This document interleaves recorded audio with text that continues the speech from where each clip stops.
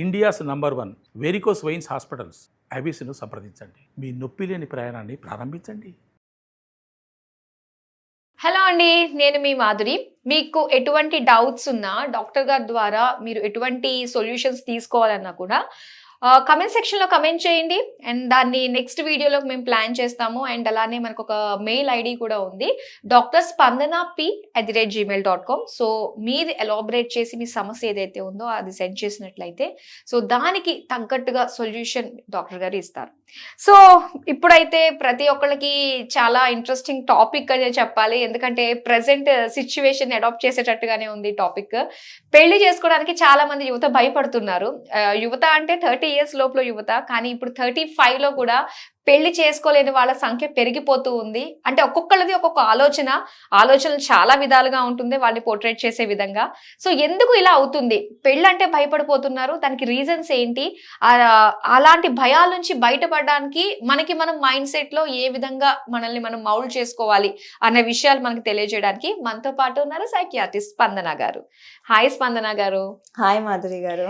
నిజంగా ఈ రోజుల్లో ఏమనిపిస్తుంది అంటే, ఒక 35 years వచ్చిన తర్వాత పెళ్ళయిన వాళ్ళకి పిల్లలు నాకు కూడా అనిపిస్తుంది, అబ్బాయి పెళ్లి పిల్లలు వద్దురా బాబు, ఫ్రీ వర్డ్ గా ఉండాలి. పెళ్లి కాని వాళ్ళని చూస్తుంటే నిజంగా ఒక జెలస్ ఫీల్ అవుతున్నాం, ఎంత హ్యాపీ లైఫ్ అని. అండ్ పెళ్లి కాని వాళ్ళు అయితే ఇంకా వాళ్ళు ఇంకా బిందాస్, అబ్బా నాకు ఇలాంటివి ఏమీ లేదు అని చెప్పేసి. అసలు ఏంటి, ఎలా ఆలోచిస్తున్నాం మనం? ఆలోచించేది కరెక్టా కాదా ఏంటంటారు అసలు? మాధురి గారు, ఏంటంటే ఒక ఇంగ్లీష్ లో సామెత ఉంది, grass always looks greener on other side. వాళ్ళు ఏమంటారు, మీ లైఫ్ ఎంత బాగుంది, మీకు పెళ్లిళ్ళు అయ్యాయి, పిల్లలు పుట్టేశారు, మీరు లైఫ్ లో వెళ్ళిపోతున్నారని. మనకేమనిపిస్తుంది, అబ్బా తను ఎంత ఆనందంగా ఉంది, ఫ్రీడమ్ అనేది మనకి లేదు, ఆమెకు ఉంది అని అనుకుంటాం. కానీ ఈ కాలంలో ఏమవుతుందంటే, చాలా మంది నన్ను వచ్చి అడిగారు, అంటే ఏది కరెక్ట్ ఏజ్ అంటారు నీకు పెళ్లి అంటే కరెక్ట్ టైం పెళ్లి చేసుకోవడానికి? Is it after 30? Is it early 20s? నేనేం చెప్తానంటే, ఒక్కొక్కరికి డిఫరెంట్ ఉంటుంది. మీకు కొంచెం ఒక లిస్ట్ తయారు చేసుకోవాలి, మీకు ఒక పార్ట్నర్ లో ఏం కావాలని. అది మీకు తెలియడానికి కొంచెం టైం పడుతుంది. యూజువల్లీ ఎర్లీ 20s ఏంటంటే మనం లైఫ్ వెళ్ళిపోతూ ఉంటాం, మనం కూడా ఆ ఫ్లో లో వెళ్ళిపోతూ ఉంటాం, పెద్ద మనకి ప్రెఫరెన్సెస్ ఉండవు. ప్రాబ్లము అది ఒక ప్రాబ్లమే, ఎందుకంటే తర్వాత మనకి ఒక పెళ్ళి అయిపోయిన తర్వాత వాళ్ళు నచ్చలేదు, ఒక 30 తర్వాత మన మైండ్ సెట్ డిఫరెంట్ అయిపోయింది, అప్పుడు అది అడ్జస్ట్ అవ్వడానికి కష్టం అవుతుంది. ఇంకోటి ఏంటి, నెక్స్ట్ ప్రాబ్లము, మన మైండ్ సెట్ ఎంత క్లారిటీలో ఉంటా మాధురి గారు, మీరు నేను ఒకటి ఏజ్, మనకి ఎంత క్లారిటీగా ఉంది లైఫ్, మనకి ఏం కావాలో ఏం వద్దో, ఇలాగే పనుకుంటాను నేను, ఇదే తింటాను, ఇలాగే ఉంటాను అంటే ఒక మైండ్ సెట్ డెవలప్ అయిపోతుంది. అది మైండ్ సెట్ డెవలప్ అయితే ఆ ఏజ్ లో పెళ్ళి అవుతాయి ఆఫ్టర్ 35. ఆ మైండ్ సెట్ మార్చుకోవటం చాలా కష్టం. మనుషులు కూడా ఎలాగంటే సగం లైఫ్ అయిపోయింది, ఇంక ఎందుకు మార్చుకోవాలి నేను అంటే ఈజీగా ఉండదు. చిన్నవి అంటే చాలా మంది ఈ కాలంలో ఇన్ఫెడిలిటీ అంటే చీటింగ్ కూడా భరిస్తున్నారు, కానీ ఇన్కంపాటబిలిటీ భరించట్లేదండి. అసలు అది పెద్ద ప్రాబ్లం అయిపోయింది. ఒక్కళ్ళు కూడా నేను ఇన్కంపాటబుల్ ఉన్నాను నా పార్ట్నర్తో అంటే భరించట్లేదు. వాళ్ళు ఏంటంటే, నాకు ఎంతో మంది వస్తారు కపుల్స్, రోజుకి ఆల్మోస్ట్ 5-6 కపుల్స్ వచ్చి నా దగ్గర కూర్చుంటారు. ఏంటండి అంటే, ఆ అబ్బాయి టూత్ బ్రషింగ్ చేసుకున్న తర్వాత టూత్ బ్రష్ మళ్ళీ పెట్టరు, టవల్ మళ్ళీ ఆరేయరు. అంటే చిన్నవి. మనకి ఎలా అనిపిస్తుంది అంటే, ఓకే యంగర్ ఏజ్ లో పెళ్ళైంది కాబట్టి ఓకే మా హస్బెండ్ నిజంగానే నా టూత్ బ్రష్ పెట్టకపోతే టవల్ ఆరైపోతే నేనే ఆరేసుకుంటా, నేను ఆ స్టేజ్ కి వచ్చేసాను. కానీ చాలా మంది లేటర్ పెళ్ళైన వాళ్ళు ఆ స్టేజ్ కి రాలేకపోతున్నారు. అంటే వాళ్ళు ఆ అడాప్షన్ లేదు, ఆ అడ్జస్ట్మెంట్ కష్టం అవుతుంది. కొన్ని చాలా స్ట్రిక్ట్ గా ఉంటున్నారు అనమాట. సో ఆ చిన్నవి చాలా కష్టంగా అనిపిస్తుంది వాళ్ళకి. చిన్న లైక్ టవల్ ఆరేయటము, ఈ రోజు అంట్లు నేను తోమను తనే తోమాలంటాం. సో మనం ఏంటంటే ఓకే ఎవరి టైం ఉంటే వాళ్ళు చేసేసుకోవటము అలా అలవాటు అయిపోయింది. సో ఈ ఉమెన్ కి ఎక్స్పెషల్లీ, ఎందుకంటే ఇండియాలో ఉమెన్ దగ్గర నుంచి ఎక్కువ ఎక్స్పెక్ట్ చేస్తారు హౌస్ హోల్డ్ చోర్స్ చేయాలి అని. అమెరికాలో ఏంటంటే అన్ని హాఫ్. ఇండియాలో ఏంటి, వైఫ్ చేస్తే అంటే వైఫే మోస్ట్లీ చేస్తుంది, నేను ఏదో కొంచెం అటు ఇటు చేస్తాను, మేబీ బయటకు వెళ్ళి కూరగాయలు తేవటం ఇది అది చేస్తాను అనుకుంటారు. సో సడన్ గా ఉమెన్ అందనుకో నేను అంట్లు తోమితే నువ్వు ఈ రోజు తోమాలని చాలా మంది మెన్ని యాక్సెప్ట్ చేయలేకపోతున్నారు. అవును. అండ్ 35 తర్వాత చాలా ఉమెన్ కనిపిస్తుంది అన్ని నేనే ఎందుకు చేయాలి నువ్వు చేయాలి వాళ్ళకి ఒక లైఫ్ స్టైల్ అలవాటు అయిపోతుంది 35 years వరకు.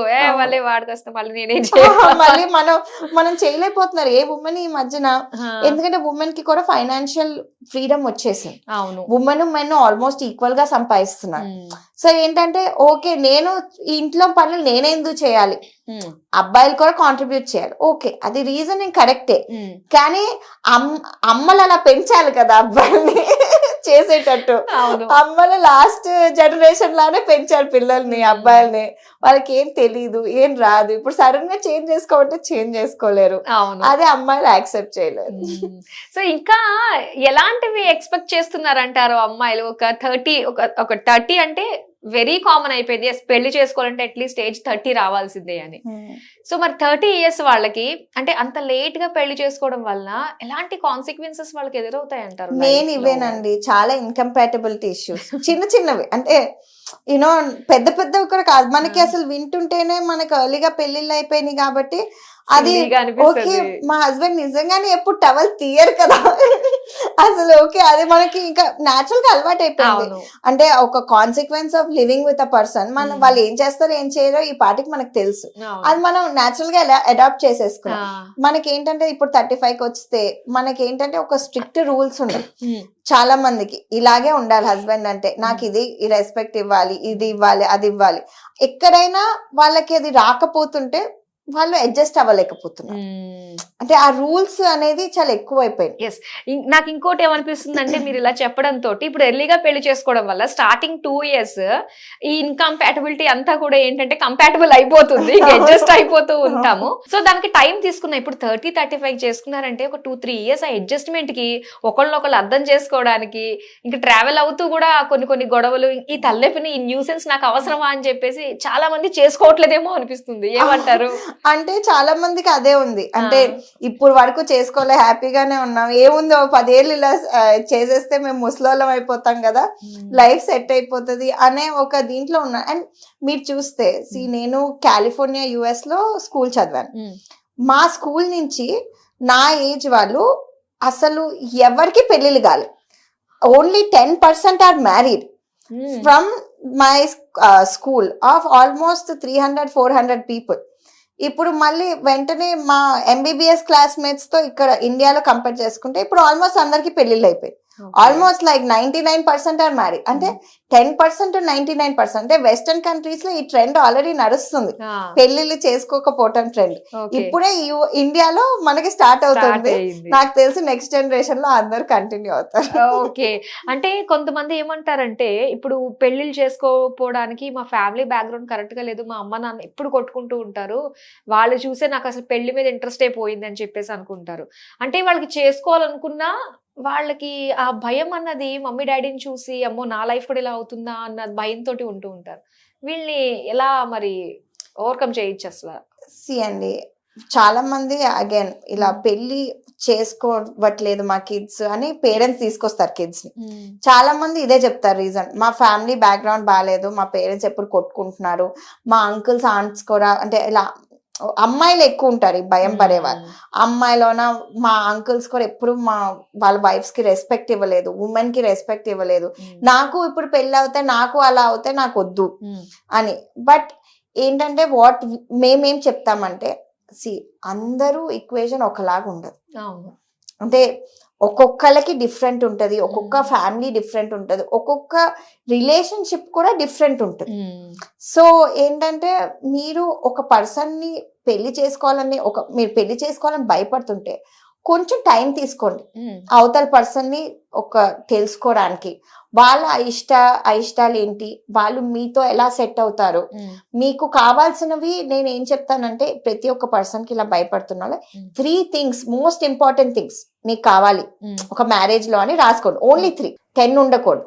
అది కూడా సింపుల్ గా ఉండాలి 3. ఇప్పుడు నాకు respect, loyalty and financial support కావాలనుకున్నాను అనుకోండి, ఆ 3 థింగ్స్ రాయాలి. ఓకే. ఆ 3 థింగ్స్ రాసి మీరు అవి చాలా ఇంపార్టెంట్ అని పెట్టుకొని మీరు అరేంజ్ మ్యారేజ్కి వెళ్ళినప్పుడు ఆ 3 థింగ్స్ మీరు చూసుకోవాలి.